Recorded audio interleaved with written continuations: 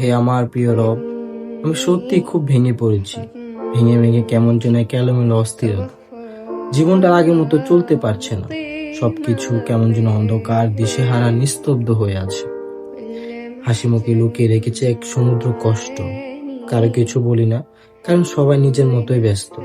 তবে আপনি তো জানেন রব, আমার ভাঙা মনের প্রতিটা শব্দ।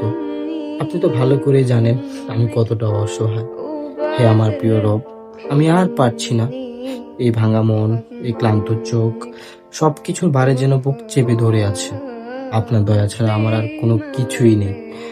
আমাকে ধৈর্য ধরার তৌফিক দিন, এই কষ্টগুলো সহ্য করার শক্তি দিন। আপনার ফয়সালায় রাজি থাকার হিম্মত দিন। আল্লাহ আমাকে আর কখনো একা কইরেন না।